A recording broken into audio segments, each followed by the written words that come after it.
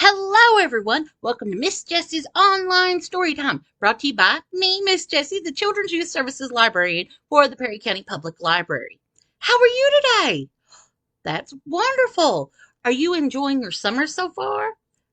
That's great. Are you ready to hear a story? Because I'm ready to tell a story. Today's story is Those Darn Squirrels Fly South by Adam Rubin, illustrated by Daniel Slamira. Those darn squirrels.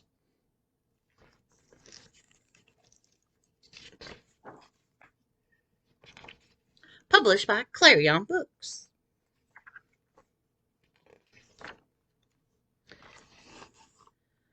Old Man Fuquire lived at the edge of town in a beautiful forest full of birds and squirrels, but he was such a grump. He scolded fireflies for being too bright. He yelled at clouds for being too fluffy. And when the lilacs bloomed, he pinched his nose with a clothespin so he wouldn't have to smell their scent.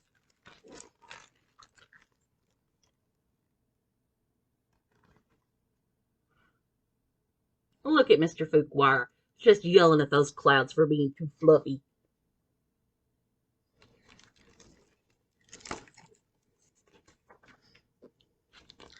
Even for a grump like Fuquire, it had been a glorious summer. He'd spent most of his time painting the colorful birds that visited his backyard. Sometimes by accident he painted a squirrel. Other times the squirrels painted themselves. Then Fuquire would shake his old man fist and shout, "Those darn squirrels!" But now it was fall. The weather had turned crisp, the leaves had changed colors, and soon the birds would fly south for the winter. Fuquire would have to endure the long, cold winter months alone. Dear Diary, the birds are going to fly south soon. I'm going to be sad.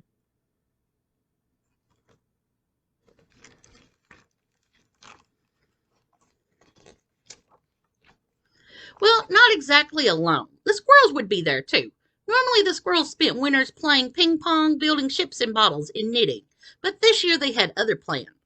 They were curious about where the birds went for winter vacation, so they decided to follow them.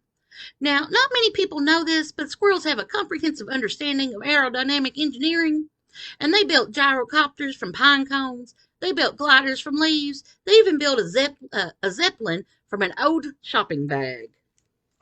The physics of flight.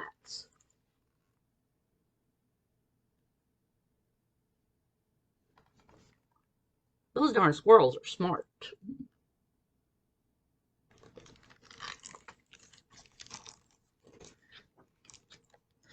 When the first frost arrived, the bonga birds took off, followed by the baba birds and the yaba birds. They circled the house, waved goodbye at Mr. Fuquire, and headed south. The flugel bird spent a few minutes scarfing up the last of the farfel seeds, and he took off too. Fuquire pouted as the sound of flapping wings faded into the distance. He turned to go inside and heard a rustling in the trees, a rustling followed by a whirl followed by a buzz.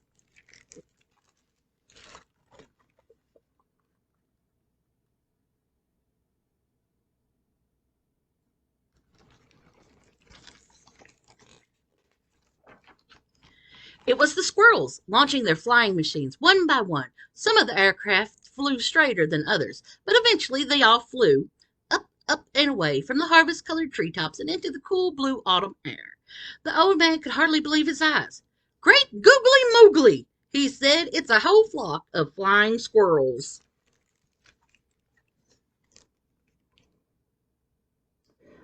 Those are not quite the flying squirrels we have in Kentucky.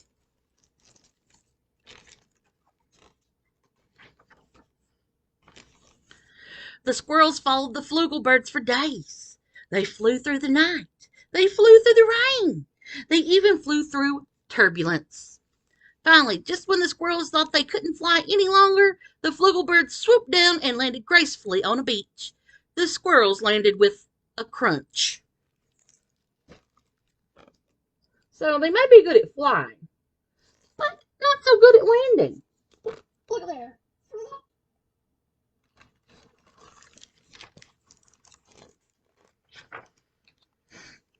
The beach was so warm and beautiful, and the squirrels were so happy to be done flying, they decided to have a fiesta.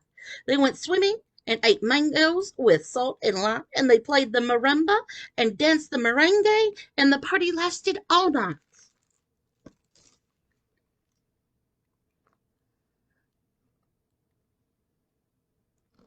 I think the squirrels are having fun. Over the next few weeks, the squirrels made themselves right at home. There were many new plants to snack on. There were also many new birds to see. There were cocoa birds and kiki birds and caramba birds. There were too many birds to count. One of the birds reminded the squirrels of someone they knew. I wonder who that someone could be. Who's that bird look like? You guessed it. Looks like Mr. Fuquire.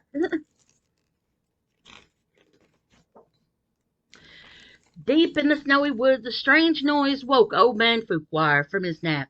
It was coming from the telephone. He was getting a call. When he picked up the receiver, the operator asked if he would accept the charges for a long-distance call from the village of Santa Vaca. Then there was chattering on the line. "Those darn squirrels!" shouted Fuquire.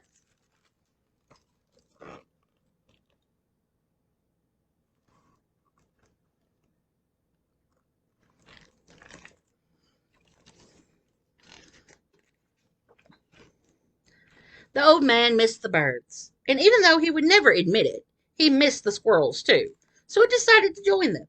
Fuquire had a car, and he kept it under a tarp in the shed by the stream. He bought it in 1957 and had driven it only twice.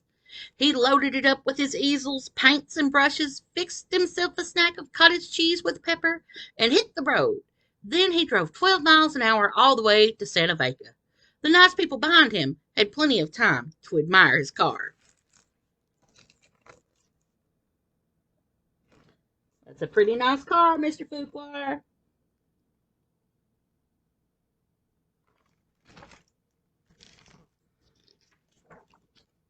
Finally, Fuquire arrived in the little village. He spotted the flugelbird flying overhead and followed him to the beach. And when he got out of his car, the squirrels gave him a big hug. Maybe it was the nice weather. Maybe it was the beautiful scenery. Maybe it was the squirrels dancing in his pants. But for the first time in a very long time, the old man laughed.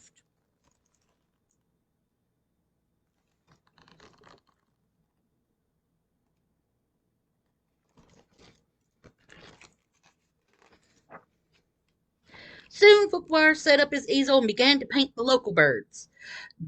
Daba dobo sang the cocoa bird, bada bobo sang the kiki bird. Fuquire was overjoyed. "The birds here are even more amazing than the birds back home," he exclaimed. "Humph!" muttered the flugelbird.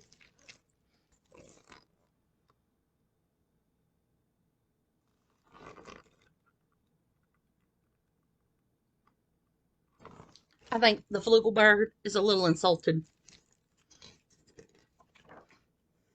The sun was very hot. Fuquire sweated, but he kept on painting. Fuquire sweltered, but he kept on painting. Then Fuquire slumped forward, face first, into his painting. The squirrels dragged the old man into the shade and gave him some water. He was red as a bongo bird.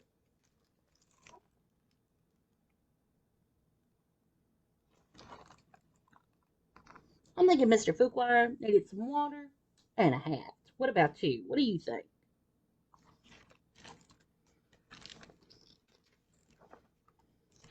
He decided it was time to go home.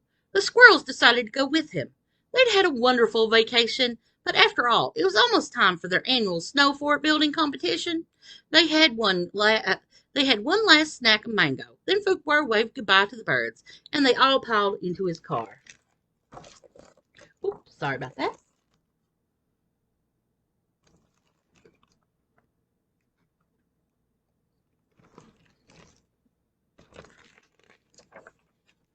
The trip back home was much quicker for all of them. The squirrels drove most of the way.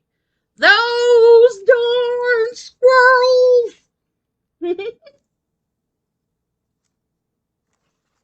And that was "Those Darn Squirrels Fly South" by Adam Rubin, illustrated by Daniel Salamiri. And you can check this out at the Perry County Public Library with your library card. Are you guys ready to make a craft? We're going to scoot this back a little bit so you can see me better. So we need supplies because every craft needs supplies. So we're going to need scissors, which we use with adult supervision. We're going to need a marker or a crayon. We're going to need a glue stick or glue.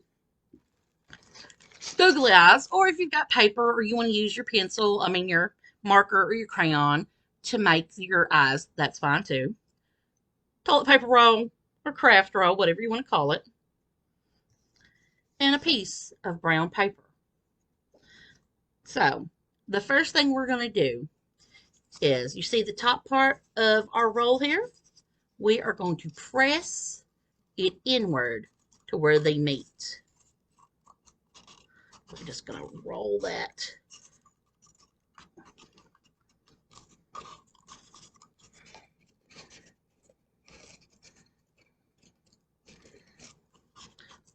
Look here. Now we've got tip to tip. Now, we have our paper roll and we have our paper. So I'm just going to see about how wide this is, and I'm going to cut a strip of paper. Now remember, we want to be very careful. So I'm going to cut a strip.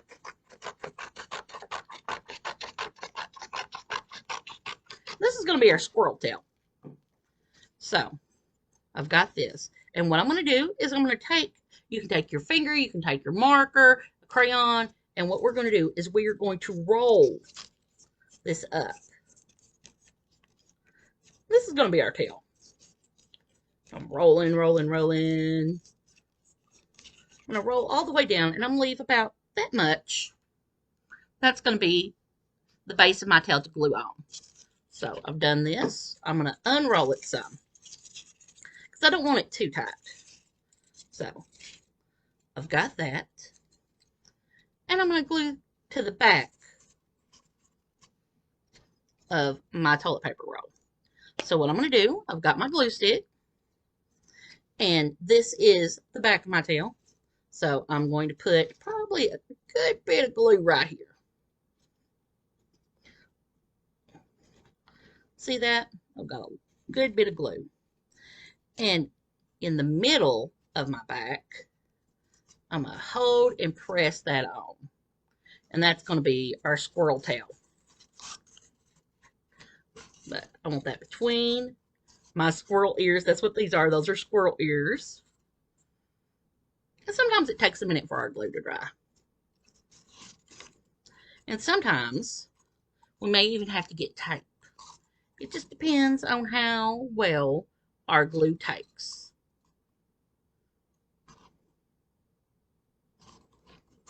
Okay.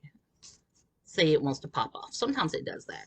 Which I've got a little bit of tape just to speed things up for me. But you don't have to use tape.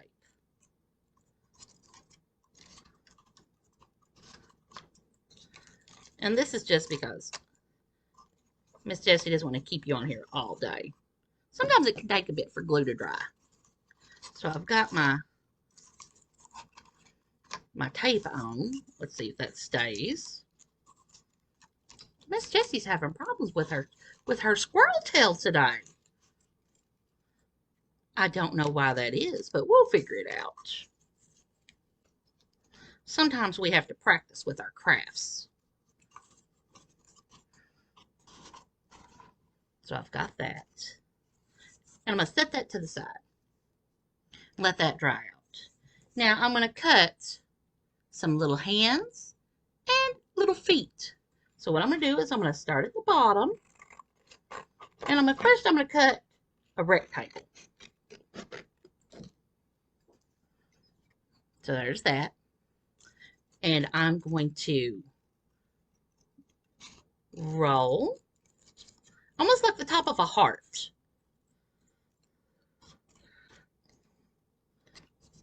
And if you need to trim that up, that's fine. And this is going to be my feet.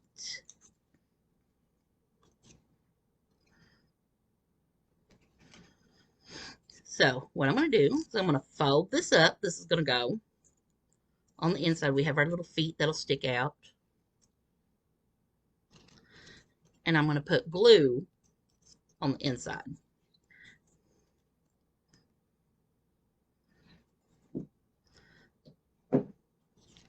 So in the front, that folded up part is going to go right there. And we can fold our feet over. We might have to let it, we might have to cut it a little bit more. We might have to let it dry a little bit more. But this is going to be our front feet. See, I can cut that, I can clip that a little bit more. It's whatever you need to do to make your little feet work for you.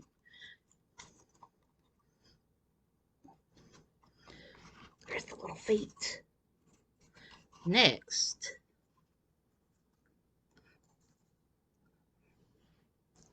I'm going to make a couple of little arms. So I'm going to cut a triangle again. And then I'm going to cut that triangle. Not triangle. Rectangle. Miss Jessie got confused.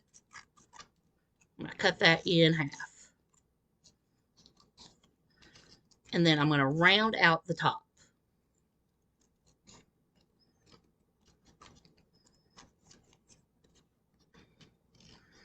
Now, if you don't want to do this, you do not have to. You can always use your marker to put on your little arms. And like I said, sometimes you might have to use a little bit of tape. You might have to use a glue dot. Depending on, too, if there's like a lot of moisture in the air.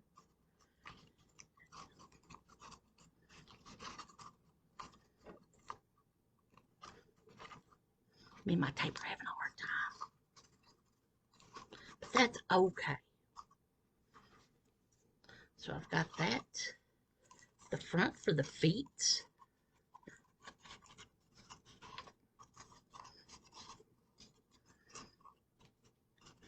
My front feet. Now I'm going to do my side arms. So I'm going to put about half of this covered in glue, which Miss Jessie's glue might be getting a little low. That might be what's making it such a hard time for it to stick on there. And you can do an arm like that, or you can take your marker and draw an arm.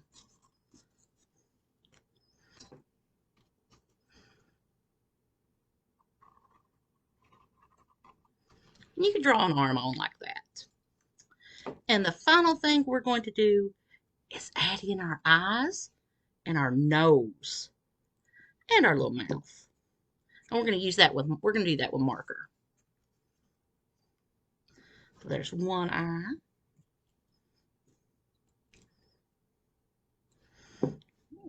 Put on my second eye. I'm going to go ahead and add in on mine. Go ahead and add in my second arm. But I wanted to show you that you could draw it on too with your marker.